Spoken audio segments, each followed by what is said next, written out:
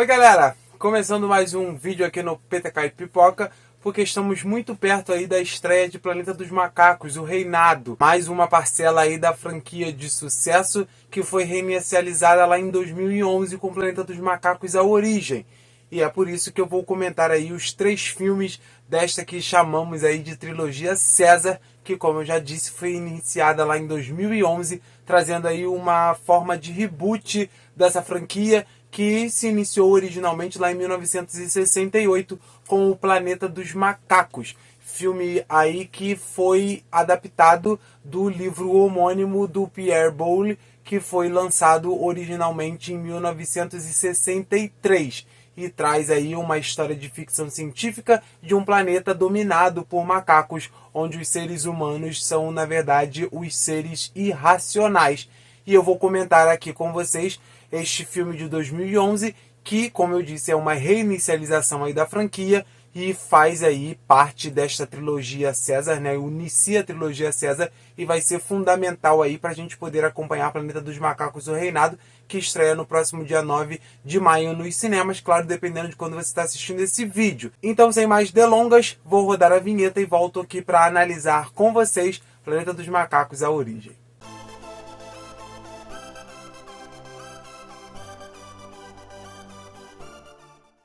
Bom, acho que já ficou entendido aí que a gente vai ter, claro, spoilers de Planeta dos Macacos A Origem, de 2011, mas também aí vou dar um pouco de spoilers sobre o Planeta dos Macacos de 1968, assim como do livro de 1963. Caso você não tenha assistido o filme ou não tenha lido o livro, se importa aí com spoilers, recomendaria que você fizesse a leitura ou assistisse o filme antes de terminar este vídeo aqui. Mas se você não se importa, ou já assistiu, ou já leu, ou já está familiarizado aí, pode continuar por aqui. Bom, este filme aqui foi dirigido pelo Rupert Wyatt e trouxe aí o Andy Serkis no mais um trabalho aí de captura de movimentos com maestria, um trabalho muito legal que ele fez aí interpretando o macaco César. Também temos no elenco aí o James Franco, o Tom Felton, nesta história que mostra esta origem. E porque eu comentei aqui que eu vou trazer alguns spoilers, né? Eu já comentei com vocês um pouco aqui, mas vou aprofundar um pouco mais.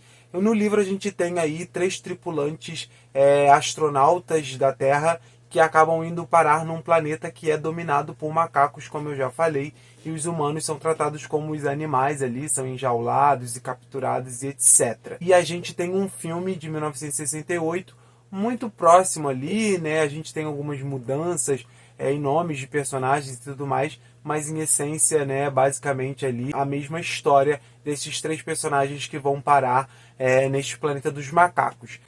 O final do filme, no entanto, diverge do final do livro aqui, né, do contexto em que o livro encerra a história destes astronautas, né, do personagem principal ali, o que acaba também se tornando no filme um dos maiores plot twists da história do cinema, porque ao final do filme o personagem Taylor ali, né, ele acaba descobrindo, ele foge com a Nova, que é uma humana, que ele acaba ali se apaixonando e tudo mais, e ele descobre que o planeta dos macacos, na verdade, era a Terra. Ele chega a uma praia onde ele vê ali a parte superior da Estátua da Liberdade, e ele percebe que o planeta era a Terra, que o tempo que ele ficou perdido no espaço junto com o restante da tripulação da nave, fez com que eles viessem parar na Terra num futuro e não num planeta diferente, e ele acaba descobrindo isso.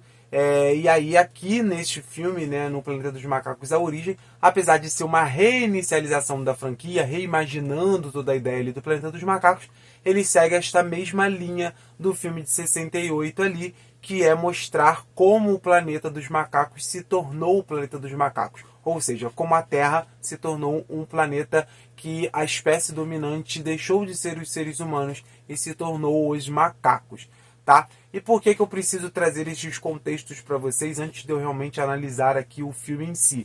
Porque aqui a gente tem referências muito importantes a essa história dos astronautas, o que pode realmente se tornar muito importante no futuro da franquia, principalmente nessa nova trilogia anunciada pela Disney aí depois da compra dos ativos da antiga Fox, né, agora 20th Century Studios.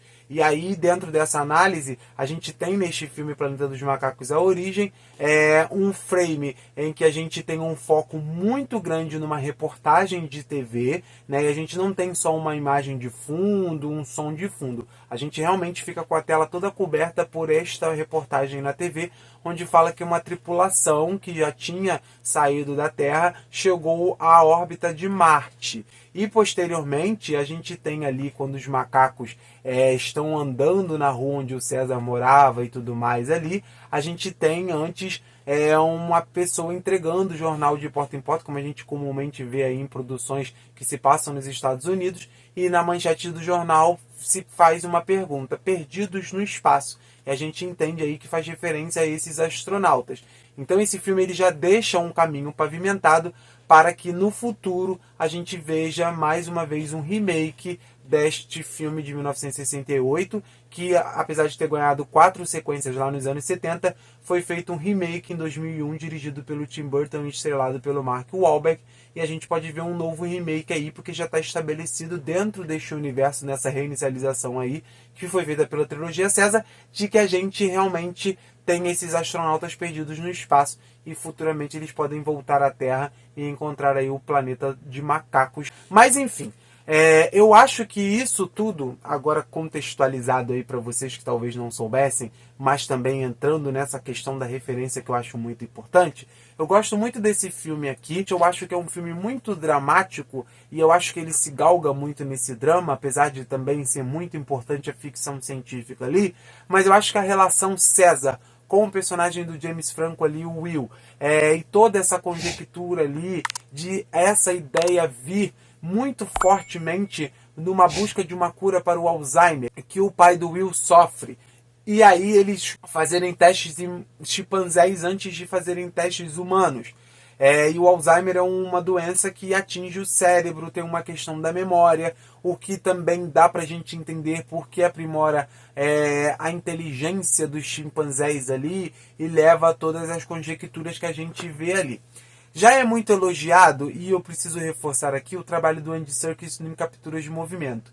Ele já tinha feito um grandiosíssimo trabalho na trilogia Senhor dos Anéis. Ele é o expert no assunto e ele fez um grandiosíssimo trabalho aqui na trilogia César, aí dentro deste universo do Planeta dos Macacos.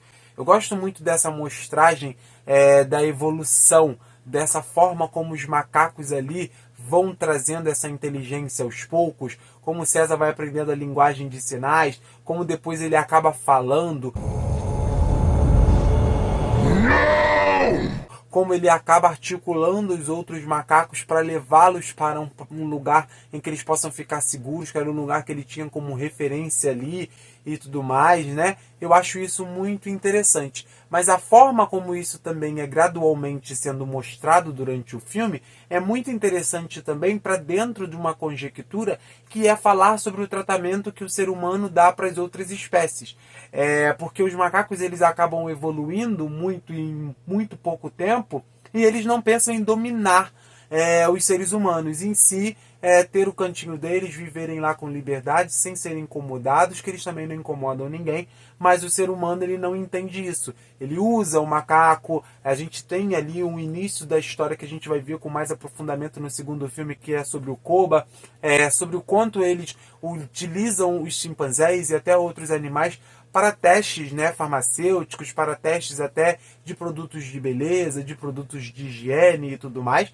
Então a gente tem toda uma questão ali que eu acho muito interessante quando a gente coloca em contraponto. Tá, mas aí você maltratou, né? Você torturou, você fez testes clínicos em animais. E se esses animais adquirissem inteligência, entendessem aquilo que eles estão passando, para além da dor que eles estão sentindo, né? Porque eles sentem a dor, eles sentem o incômodo, mas eles não têm a consciência do que está sendo feito. Se eles têm essa consciência, uma consciência que pode levar eles a revidar, a se vingar, a ter uma ideia de isso não está certo, eu preciso realmente reverter o que está acontecendo comigo aqui e impedir que aconteça de novo, coloca-se um contexto muito interessante. E eu acho que trazendo essa dramaticidade, colocando o César ali em contato humano, colocando as emoções também ali em conclusão com a inteligência, com a cognição que o chimpanzé vai adquirindo. Eu acho muito funcional e interessante. Mas aqui eu não gosto tanto dos personagens humanos porque eles ficam muito nessa questão de um meio para um fim. A gente tem o Will do James Franco, que é um meio para um fim, porque ele está ali realmente para poder seguir com essas pesquisas, trazer o César para a casa dele, para se relacionar com o pai dele e tudo mais. A gente tem a personagem da Freida Pinto também ali, simplesmente para ser a veterinária, mas essa função também não é muito utilizada durante o filme. Ela tem um romance ali com o Will e tudo mais, mas ele é um romance ali que ele tá ali mais para realmente preencher o roteiro, trazer uma funcionalidade ali. Ele realmente não é tão importante. O pai, ele também está só servindo ali para ser o percussor da ideia, da vontade do filho criar a cura para o Alzheimer e etc. E também para servir para que ele leve a medicina para dentro de casa e tudo mais, para posteriormente a gente ter o César ali observando aquilo e de fácil acesso conseguir pegar para, né, levar aos outros macacos e tudo mais. Assim como o personagem do Tom Felton, ele tinha acabado de fazer a franquia Harry Potter e ele está muito na vibe Draco Malfoy ainda, está muito nessa função de o porquê César vai precisar reunir os macacos e porquê, né, levá-los a ter inteligência e levá-los a uma rebelião, porque a gente tem um personagem ali que é chatíssimo, que fica torturando os macacos, que não aceita que os macacos sejam inteligentes e aprendam. Mas eu acho interessante isso, porque ao longo dessa trilogia a gente vai percebendo que os personagens humanos, eles não estão ali pra gente se apegar, pra gente se afeiçoar, eles não vão reaparecer. A gente está aqui realmente para acompanhar, se afeiçoar e se envolver com a história dos símios, com as histórias dos macacos, com as histórias do César. Então eu acho isso também muito interessante. Mas eu gosto muito desse filme, porque a gente não tem um vilão, um arquétipo de vilão. A gente tem realmente ali os macacos se rebelando, os macacos adquirindo uma inteligência, assustando os humanos, e uma coisa que a gente já esperaria que talvez fosse acontecer se isso fosse real, que é os humanos tentando revidar com força bruta, com poder de fogo e etc. Eu acho isso muito interessante. Eu gosto da progressão, eu gosto desse início da história do César,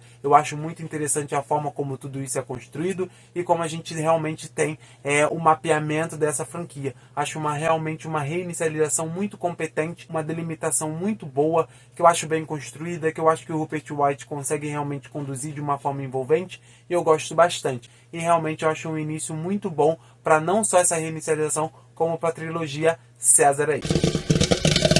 Esse é o vídeo então, pessoal. Espero realmente que vocês tenham curtido. Aí nos comentários você pode deixar o que acha de Planeta dos Macacos, a origem. Também não esquece de deixar, claro, o seu like, se inscrever no canal e ativar as notificações. E a qualquer momento a gente se vê de novo por aqui.